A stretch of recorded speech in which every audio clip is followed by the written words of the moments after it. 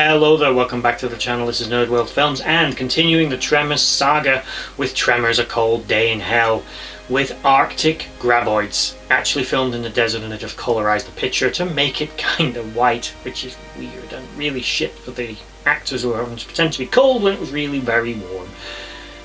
This film is the 6th film in the franchise, with only one more so far coming after it, and I know that's sad. It once again sees Michael Gross return to his iconic role of Burt Gummer, once again duped into having to go and kill the dreaded graboids, as he was known now by many as the Graboid Hunter. This film would also see small cameo appearances from shady government operatives of DARPA. It would also see non-speaking extras that just are kind of there a lot, and once again a new species of graboid, which is bigger and tougher than the previous ones. Before we get started though, please like, share, subscribe, comment down below, tell me what you think about the Tremors franchise and if you've seen this straight to DVD movie. So let's get started. As I said, once again this stars Michael Gross, but also has Jamie Kennedy reprising his role as Bert's wayward son. This film, as I said, takes place in the Arctic, where a research team drilling ice cores discovers something beneath the ice they weren't quite expecting. Something big, worm-like, and very hungry. They call on Bert's assistance, who him and his idiot son fly down there to give them some help. Or up there? I think they headed north. Yeah, I think they did. It was north. They turn up, find the graboids, who once again Bert's like, there are no frozen graboids. The graboids live in desert, just like in South Africa. No, these ones are frozen graboids. They like the cold.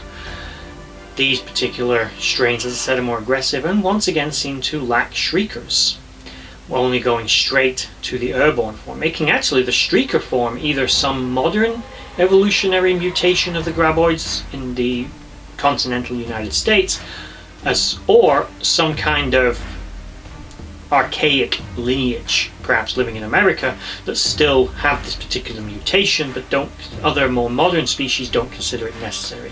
Discuss in the comments which one you think that is.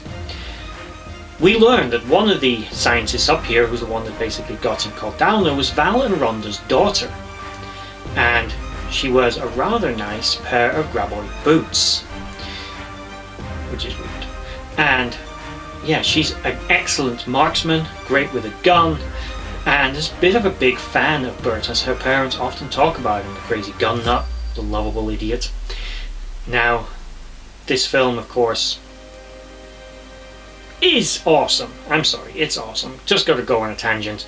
This film is fun, it's funny, and the graboids and Bert's one-liners. It has a lot of callbacks to the earlier movies, with references to take your pants off, and you tried to get into the wrong rec room, didn't you, you asshole? Although I don't think it obviously doesn't say rec room in this film, but that's all references to earlier movies. And there is a fantastic scene later in, sort of like towards the end of this movie, where they're trying to attract one of the graboids into a trap, and all of them in this great slow-mo shot are like doing things to create noise, using jackhammers, smacking on stuff, jumping on the ground, starting engines, whatever. It's a great scene and a lot of fun. And then Bert has his, of course, obligatory one-liner. One of the major subplots of this movie is Bert is suffering from a parasitical infection that he gained when he was eaten by one of the graboids. Basically some of the gut parasites made their way into his body and have eventually grown and have started to make him very sick. And periodically in the film he seems to lose his ability to function.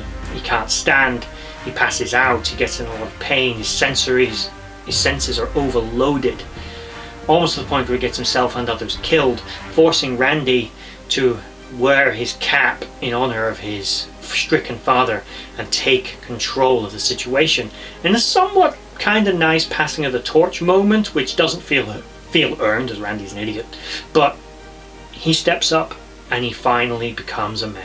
I think that's what they're trying to say. Leaving his father with a gun, but stuck in a hospital bed, where some great scenes of people just being ripped out of windows happen, and graboids blasting through the ground while idiot DARPA agents trying to shoot the ground to get it and all get themselves eaten. Generally it's fun. It once again goes into the realm of, we'll take the graboids out of the usual environment, we'll create a new strain and put them somewhere different.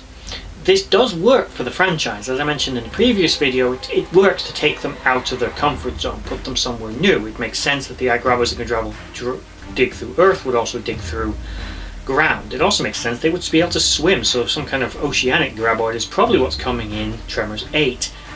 Fight me. I bet it is. I bet it's an ocean graboid. Anyway, eating sharks and shit. And yeah, generally it works as a plot device because the graboids are so old, they're made up, you can do whatever you want with them. And these ancient Precambrian worms can basically become any mutation you wish them to be, as long as you follow the basic rules of them being, you know, subterranean or avian predators, which is interesting. The actual flight-capable graboids, again, the ass blasters, are once again a lot more fierce and aggressive than the continental United States version.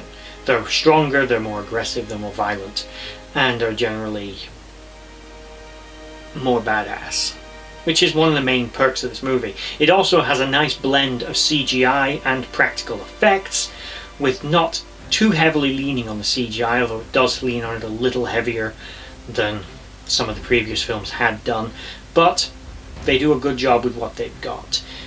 Is this the best film in the franchise? No. I don't want to spoil the ending because I do think that this film is quite good and it has a lot of fun, comedic characters, and unlike some which leaned a little too heavily into the comedy, this film dials it back, even though you've still got Jamie Kennedy, and again, that's something that he's known for as a comedic actor. They dial it back and make the film a little bit more tolerable without so much comedic overtones sort of ruining the movie. But it also manages to have, and you thought that Butt was going to be a bad one, it also manages to have plenty of the action and typical graboid gore of like exploding orange guts everywhere.